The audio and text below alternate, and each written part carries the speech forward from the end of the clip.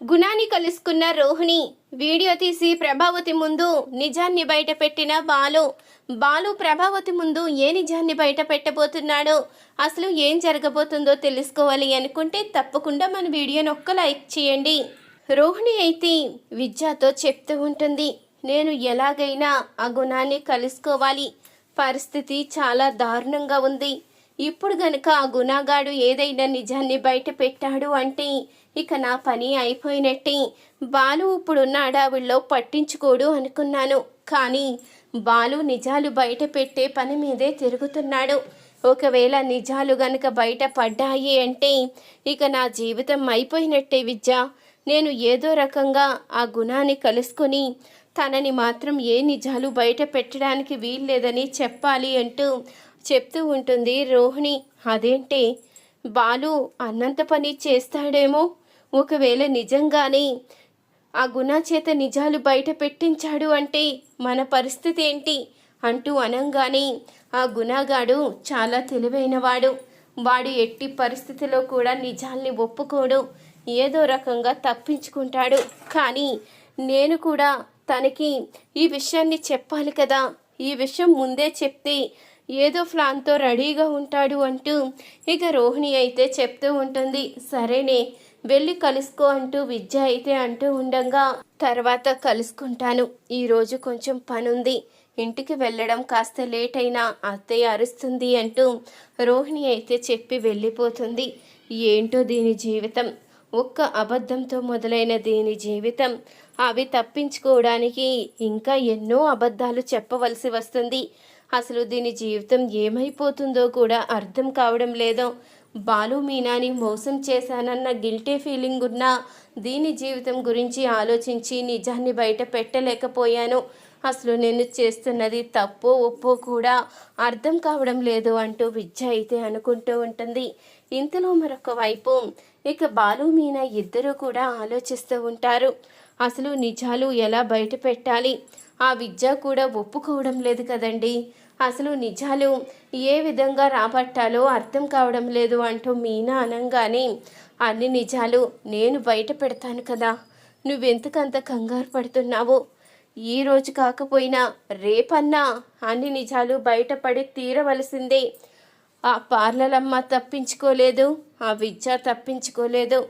ఇద్దరూ ఏకమై మనల్ని మోసం చేసినా ఏదో ఒకరోజు ఈ పార్లలమ్మ జీవిత చరిత్ర ఏంటో ఖచ్చితంగా బయటపడే తీరుతుంది అంటూ బాలు అయితే చెప్తూ ఉంటాడు. మీరు చెప్పేది కూడా నిజమే, కానీ నిజాలు ఎప్పుడు బయటపడతాయో, ఆ రోహిణికి ఎప్పుడు బుద్ధొస్తుందో అర్థం కావడం లేదు అంటూ మీనా అయితే అనుకుంటూ ఉంటుంది. ఇక మరొక వైపు ప్రభావతి అయితే ఆలోచిస్తూ ఉంటుంది. అసలు చనిపోయిన రోహిణి వాళ్ళ నాన్న మళ్ళీ తిరిగి రాడు కదా, ఆస్తి గురించి చెప్పలేదు, కానీ ఆ రోజు మనిద్దరినీ మాత్రం కొట్టి వెళ్ళిపోయాడు. ఆ వచ్చినవాడు ఆస్తి వివరాలు చెప్పిపోయుంటే బాగుండేది. ఏంటో ఒక్కగానొక్క కూతురైనా కనీసం దమ్ముడి ఆస్తి కూడా ఇవ్వలేకపోయాడు, ముదృష్టపోడు అంటూ ఇక ప్రభావతి అంటూ ఉండంగా, అమ్మో అలా తిట్టికే మళ్ళీ గనక వస్తే మనిద్దరినీ ఉతికి ఆరేస్తాడు. ఎప్పటికీ ఆ రోజు కొట్టిన దెబ్బలు మర్చిపోలేదు. ఇంకా నువ్వు ఇలాగే అంటూ ఉంటే మళ్ళీ రోహిణి ఒంటిలోకి వచ్చి మనల్ని కానీ కొట్టాడే అనుకో, ఇక ఈసారి ఏకంగా హాస్పిటల్లో జాయిన్ అవ్వవలసిందే అంటూ మనోజ్ అనంగానే, నీ కారణంగా నేను కూడా దెబ్బలు తినవలసి వచ్చిందిరా, ఆస్తి నీ గురించే అడిగాను, నువ్వేమో అమాయకుడివి, ఎలా బ్రతుకుతావో ఏంటో తెలీదు, అందుకనే నీ గురించి ఆస్తి వివరాలు అడిగితే కనీసం ఇచ్చి చేస్తాడేమో, ఎక్కడున్నాయో చెప్పి చేస్తాడేమో అని నేను అనుకుంటే అసలు కనీసం ఇంత క్లూ కూడా ఇవ్వకుండా పోయి చచ్చాడు. మళ్ళీ వచ్చి ఆస్తి వివరాలు చెప్తే బాగుండు, రోహిణి ఒంట్లోకి వచ్చి ఎక్కడ ఏ ఆస్తులున్నాయో, నీకు ఎంత ఆస్తి వస్తుందో ఇదంతా చెప్తే కనీసం మనమన్నా అవన్నీ తిరిగి తెచ్చుకునే వాళ్ళం అంటూ ప్రభావతి అంటూ ఉండగా, ఇంతలో అప్పుడే వచ్చిన రోహిణి అయితే ఈవిడ మాత్రం ఈ ఆస్తి గోల వదలదు. ఇప్పటికే నేను ఇచ్చిన వార్నింగ్తో ఆస్తి వివరాలు ఎత్తడానికి పాపం భయపడుతున్నట్టున్నారు. మా నాన్న వంక పెట్టుకుని వెళ్ళని చితక బాధేసరికి ఆ ప్రస్తావనే నా దగ్గర తీసుకురావడం లేదు. మళ్ళీ నన్ను అడిగితే ఎక్కడ మా నాన్న వచ్చి వీళ్ళని చితక్ కొడతాడని భయపడుతున్నట్టున్నారు. పోనీలే, ఈ భయం ఉండాలి, లేకపోతే రోజు నన్ను చితక్ కొడుతూనే ఉండేవారు. నేను వేసిన ఎత్తు భలే పని చేసింది అంటూ ఇక రోహిణి అయితే తనలో తానే నవ్వుకుంటూ లోపలికి అయితే వస్తుంది. ఏంటత్తయ్య, ఏంటి అంత దీనంగా కూర్చుని ఆలోచిస్తున్నారు అంటూ అనంగానే, ఏంటి నేను నీకు అంత దీనంగా కనిపిస్తున్నానా? ఏదో మనోజ్ గురించి ఆలోచిస్తున్నాను అంటూ ఇక ప్రభావతి అంటూ ఉంటుంది. మనోజ్ గురించి ఆలోచించేదేముంది, తానెప్పుడు మనం ఏం చెప్పినా ఏదీ చేయడు. ఏదో దాంట్లో నష్టం తెచ్చుకోవడం, అందరి చేత మాటలు పడడం, ఇది మామూలే కదా అంటూ రోహిణి అయితే అంటూ ఉండగా, ఏంటే నా కొడుకుని చులకని చేసి మాట్లాడుతున్నావు? ఏదో నీ పుట్టింటి నుంచి ఉన్న ఆస్తులన్నీ తెచ్చేసినట్టు. ఇప్పుడు నువ్వు చిల్లి గవ్వ కూడా తీసుకురాలేదు కదా, ఇక నీకు మీనాకి ఉన్న తేడా ఏముందిలే అంటూ ప్రభావతి అనేసరికి, అదేంటత్తయ్య అలా మాట్లాడుతున్నారు? ఆస్తి రాకపోవచ్చు, కానీ నేను కోటీశ్వరుల కుటుంబంలోనే పుట్టాను కదా. నేను ఎంతో అల్లార ముద్దుగా పెరిగాను, ఎంతో లగ్జరీ లైఫ్ అనుభవించాను. ఇక్కడికి వచ్చిన తర్వాత ఇలా పార్లర్లు అంటూ ఏవో పాటలు పడుతున్నాను, కానీ మా నాన్న మీద కోపంతో బయటికి వచ్చేసి నా జీవితం ఇలా చేసుకున్నాను. కానీ అక్కడుంటే నా జీవితం ఎంతో సంతోషంగా ఉండేది. మా నాన్న ఒక కోటీశ్వరుడికిచ్చి పెళ్లి చేసి ఉండేవాడు, మనోజ్కిచ్చి పెళ్ళెందుకు చేస్తాడు అంటూ ఇక రోహిణి అయితే అంటూ ఉండగా, అదేంటే నా కొడుకు అంత దిగజారిపోయి కనిపిస్తున్నాడేంటి? మనోజ్కి ఎంతకిచ్చి పెళ్లి చేస్తాడని అడుగుతున్నావు? వాడికి ఏం తక్కువ? వాడు ఎన్నో డిగ్రీలు చదివాడు, అందగాడు, తెలివైనవాడు, వ్యాపారాలు చేస్తూ ఉంటాడు. వాడేమీ వంటలు చేసుకుంటూ కార్లేమీ నడపడం లేదు కదా అంటూ అడుగుతూ ఉంటుంది ప్రభావతి. ఎందుకత్తయ్యా, డిగ్రీలు ఉన్నాయని చెప్పుకోవడానికి తప్ప అవి ఎందుకో పనికిరావు. కారు తోలుతాడు, వంట చేసుకుంటాడు అంటూ వాళ్ళని హేళనగా మాట్లాడుతున్నారు. కానీ ఇంకా వాళ్ళే నయం, భార్యకి కనీసం ఏదోటి తీసుకుని వస్తారు. మనోజ్గా కనీసం అవి తీసుకురావడానికి చేతిలో రూపాయి కూడా ఉండదు. డిగ్రీలు అన్న మాట తప్ప అంటూ రోహిణి అయితే అనేసి వెళ్ళిపోతుంది. ఇదేంటమ్మా రోహిణి ఇలా మాట్లాడుతుంది అంటూ అనంగానే, ఏం చేయమంటావురా? నిన్ను ఎంతో గారాబంగా పెంచి నేనే ఇలా తయారు చేశాను అనిపిస్తుంది. ఈరోజు అందరి చేత మాటలు అనిపించుకోవాల్సి వస్తుంది. ఆఖరికి రోహిణి కూడా ఎలా మాట్లాడుతుందో చూడు అంటూ ఇక కోపంగా అరుస్తూ ఉంటుంది ప్రభావతి అయితే. ఏంటో, నేను ఏం చెయ్యకపోయినా అందరూ నా మీదే కోప్పడుతూ ఉంటారు అంటూ మనోజ్ కూడా అక్కడి నుంచి వెళ్ళిపోతాడు. ఇంతలో సత్యమైతే వస్తాడు. ఏంటి ప్రభా, నువ్వు చేసిన తప్పు ఇప్పటికి అర్థమైందా? ఇప్పటికీ జ్ఞానోదయం అయిందా? ఇప్పుడు నువ్వు నీ పెంపకం గురించి ప్రశ్నించుకుంటున్నావు. నీ పెంపకం ముమ్మాటికి తప్పి వాడికి గారాబం చేసి వాడు చెడిపోయేలా చేసింది నువ్వే. వీళ్ళిద్దరిలాగే వాడిని కూడా పెంచుంటే వాడు కూడా ప్రయోజకుడు అయి ఉండేవాడు. కానీ నువ్వు వాడిని అతి గారాబం చేసి చెడగొట్టావు. ఇప్పుడు ఎన్ననుకున్నా ఏం లాభం అంటూ ఇక అడుగుతూ ఉంటాడు సత్యమైతే. మీరు కూడా మొదలెట్టారా? ఇప్పుడే రోహిణి క్లాస్ పీకి వెళ్ళిపోయింది, ఇక మీరే మిగిలిపోయారు. ఇప్పుడు మీరు కూడా మొదలెట్టండి, వింటాను. ఇక నా పని ఈ ఇంట్లో వినడమే అయిపోయింది. అందరూ నన్ను ఆడిపోసుకునే వాళ్ళే. ఇంతకు ముందు ఈ ప్రభావతి మాట ఎత్తితేనే అందరూ భయపడేవారు, కానీ ఇప్పుడు అందరికీ నేను భయపడవలసి వస్తుంది అంటూ ప్రభావతి అంటూ ఉండగా, ఏం చేస్తావు? నువ్వు చేసుకున్న పనులు నీ జీవితాన్ని అలా చేసేస్తూ ఉంటాయి. ఒకప్పుడు నువ్వు ఏ తప్పు చెయ్యలేదు కాబట్టి హుందాగా అందరినీ ఒక ఆట ఆడేదానివి. కానీ ఇప్పుడు నీ కొడుకుతో కలిసి నువ్వు అన్ని తప్పులు చేస్తున్నావు కాబట్టి ఎవరిని ఎలాంటి ప్రశ్న అడగలేవు, ఎవరిని ఏ మాట అనలేవు. నువ్వు తప్పు చేయనంత వరకే నీ మాటకి విలువ ఉంటుంది. నువ్వు ఒక్కసారి తప్పు చేసిన తర్వాత నీ మాట ఎవ్వరూ పట్టించుకోరు అంటూ సత్యమైతే చెప్పి వెళ్ళిపోతాడు. ఏంటో, ఈయన కూడా నన్ను అనడమే, ప్రతి విషయంలో కూడా నన్ను ఆడిపోసుకునే వాళ్ళే తప్ప నన్ను అర్థం చేసుకునే వాళ్ళే కనబడడం లేదు అంటూ ఇక ప్రభావతి అయితే అనుకుంటూ ఉంటుంది. ఇంతలో ఇక బాలు అయితే మీనాతో చెప్పి లాంగ్ ట్రిప్ వచ్చింది, నేను 3 రోజుల వరకు రాను అని చెప్పడంతో ఆ మాట విన్న రోహిణి అయితే అమ్మయ్య బాలు వెళ్ళిపోతున్నాడా, 3 రోజుల వరకు రాడు కాబట్టి ఇక నా పని నేను చక్కబెట్టుకోవచ్చు, ఇక బాలు గొడవ లేదు కాబట్టి ధైర్యంగా ఆ గుణాన్ని కలుసుకొని నిజాన్ని చెప్పి వాడిని జాగ్రత్తగా ఉండమని చెప్పాలి అంటూ రోహిణి అయితే అనుకుంటూ ఉంటుంది. ఇక బాలు అయితే తన కారు తీసుకొని వెళ్ళిపోతాడు. అప్పుడే ఇక మీనా అయితే వంట పని మీద లోపలికి అయితే వెళ్తుంది. అమ్మయ్య ఈ బాలు ఇలా వెళ్ళిపోయాడు, ఈ మీనా ఏమో ఇంట్లో వండుకుంటూ తోముకుంటూ ఇవి చేసుకోవడం సరిపోతుంది, ఇక నన్ను పట్టించుకునే వాళ్ళే ఎవ్వరు ఉండరు, ఈ 2 రోజుల్లో నా పనులన్నీ చక్కబెట్టుకోవాలి అంటూ రోహిణి అయితే నిర్ణయించుకుంటుంది.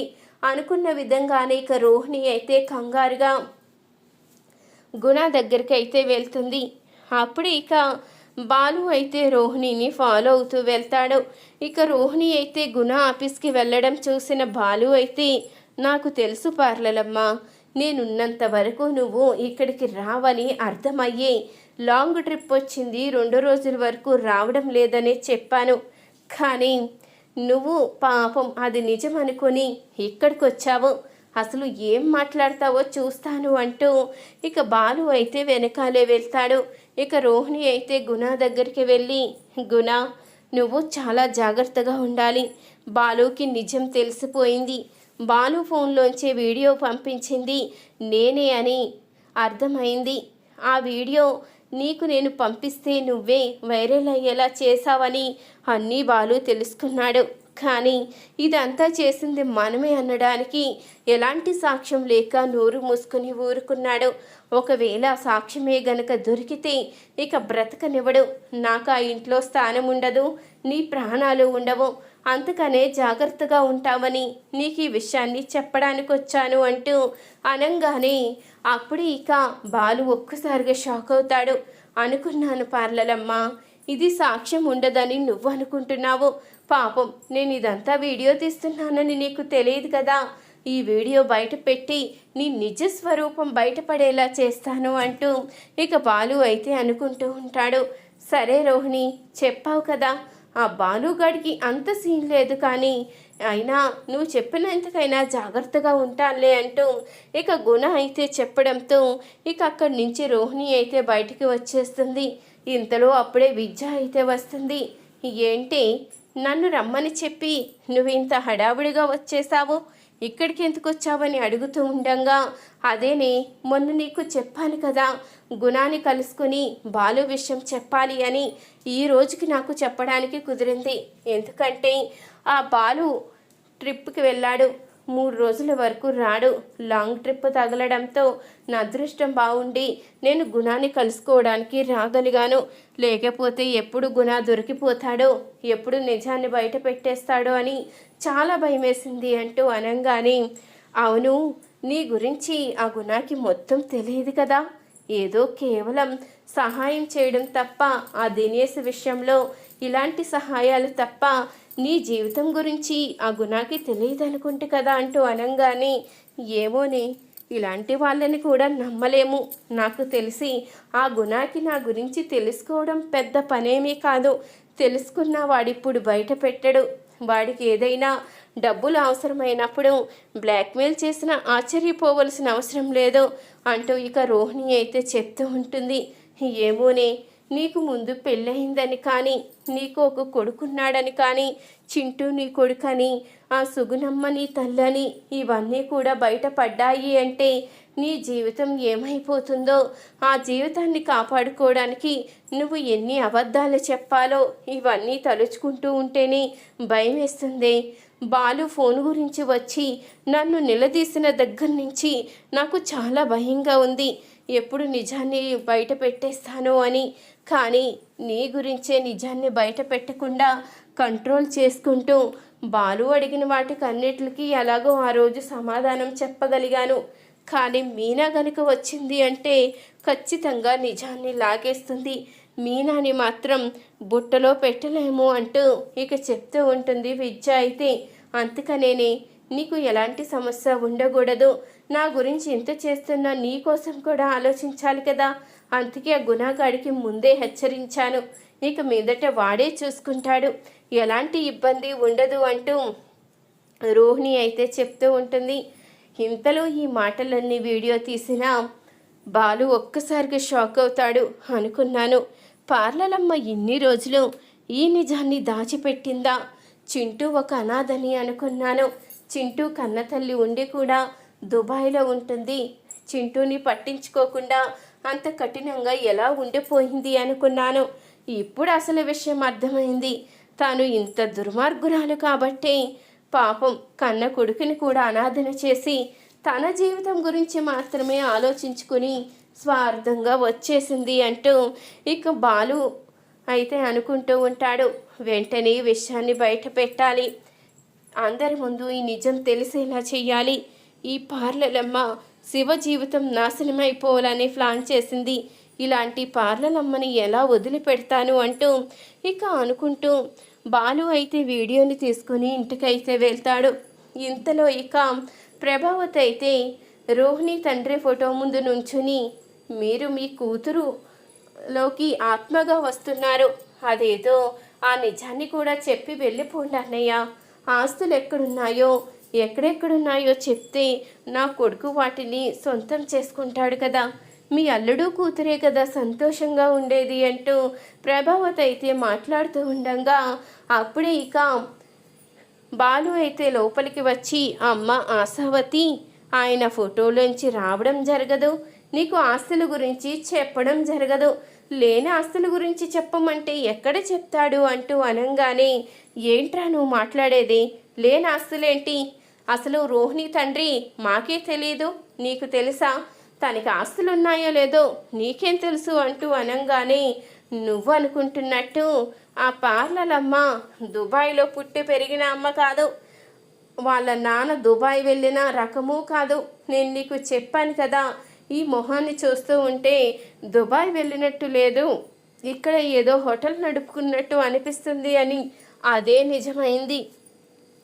పార్లలమ్మ వాళ్ళ నాన్న చనిపోయి ఎన్నో సంవత్సరాలైంది, కానీ మిమ్మల్ని అందరినీ బుట్టలో పెట్టడానికి ఇప్పుడే చనిపోయాడని అబద్ధం చెప్పింది. తను ఒక మోసగత్తె. తన మోసం గనుక నీకు తెలిస్తే ఖచ్చితంగా గుండె పట్టుకుని కుప్పకూలిపోతావు. ఆస్తి కోర్టు వాయిదాల్లో ఉంది, మనోజ్ గాడికి వచ్చేస్తుందని పాపం ఏదో మూలన్న ఆశతో ఇంకా నువ్వు ఆస్తుల కోసం ఎదురు చూస్తున్నావు. కానీ అసలు ఆస్తిపాస్తులే లేవని తెలిస్తే ఏమైపోతావో ఒక్కసారి వీడియో చూడు అంటూ ఇక వీడియో అయితే చూపిస్తాడు బాలు. ఇక రోహిణి విద్య మాట్లాడుకున్న వీడియో, అలాగే గుణాన్ని కలిసి చెప్పిన వీడియో ఇవన్నీ చూసిన ప్రభావతి ఒక్కసారిగా షాక్ అవుతుంది. ఇదేంటి, రోహిణి ఇంత మోసం చేసిందా? తన కన్న తల్లి సుగుణమ్మ, వాడు రోహిణి కన్న కొడుక, మరి ఈ విషయాలేమీ చెప్పకుండా మోసం చేయడం ఏంటి, ఇంటి పెద్ద కోడలుగా పెత్తనం చలాయించడం ఏంటి అంటూ అడుగుతూ ఉంటుంది ప్రభావతి. ఇదంతా నీ సలవేనమ్మా, కోటీశ్వరుడు కూతురు కోటుల్లో పుట్టి పెరిగింది అంటూ నెత్తిని పెట్టుకుని చూసావు కదా, అందుకనే ఇప్పుడు అసలు నిజం తెలిసేసరికి పాపం షాక్ అయినట్టున్నావు. కానీ ఇప్పుడు ఏ నిర్ణయం తీసుకుంటావో నీకే వదిలేస్తున్నాను. తను ఇంత మోసం చేసింది, కనీసం కన్న కొడుకుని కూడా పట్టించుకోకుండా వాడి జీవితం ఏమైపోయినా పర్వాలేదు, ఈ మహాతల్లి జీవితం మాత్రం సంతోషంగా ఉండాలి అంటూ అనుకుంది అంటే ఆవిడ ఎంత స్వార్థపరురాలో ఇప్పటికైనా అర్థం చేసుకో. నాకు ముందు నుంచి అనుమానంగానే ఉంది, ఈ మనోజ్ గారిని వేరుకోరి పెళ్లి చేసుకుంది అంటే దుబాయ్లో అన్ని ఆస్తులున్నాయని నువ్వు చెప్తూ ఉంటే నాకు ఎప్పుడూ అనుమానం వచ్చింది. అంత ఆస్తిపరురాలైతే ఈ మనోజ్ గారిని ఎందుకు పెళ్లి చేసుకుంటుంది? తనకలాగే ఒక కోటీశ్వరుని పెళ్లి చేసుకుని ఉండేది కదా. ఇంత మోసం చేసింది కాబట్టి ఇలా పెళ్లి చేసుకుంది అంటూ బాలు అయితే ఇక మొత్తం అన్ని నిజాలు బయట పెట్టేసరికి ప్రభావతి అయితే కుప్పకూలిపోతుంది. ఇన్ని రోజులు రోహిణి విషయంలో మోసపోయాను, ఆ రోహిణి ఇంత మోసం చేస్తుందా? తన తండ్రి తన ఒంట్లోకి వచ్చాడు అంటూ నన్నే చితక్కొడుతుందా? మనోజ్ని నన్ను చితకపాదడమే కాకుండా నాటకాలు ఆడుతుందా? అస్సలు వదిలిపెట్టేదే లేదు. రోహిణి వచ్చిన తర్వాత దాని సంగతి చెప్తాను. ఇప్పటికీ నేను చాలా ఓర్చుకున్నాను, ఇక ఓర్చుకునే ప్రసక్తే లేదు. ఆ రోహిణి వచ్చిన తర్వాత మెడ పట్టుకుని బయటికి గెంటేయడం ఖాయం. మనోజ్కి ఆ రోహిణికి విడాకులు ఇప్పించి మళ్ళీ మనోజ్కి పెళ్లి చేయడం ఖాయం అంటూ ప్రభావతి అయితే ఇక నిర్ణయించుకుంటుంది. ఇలాగే జరగాలి అనుకుంటే తప్పకుండా ఒక్క లైక్ చేయండి. మీరిచ్చే ఒక చిన్న లైక్ మన ఛానల్కి ఎంతో మోటివేషన్ని, సపోర్ట్ని ఇస్తుంది.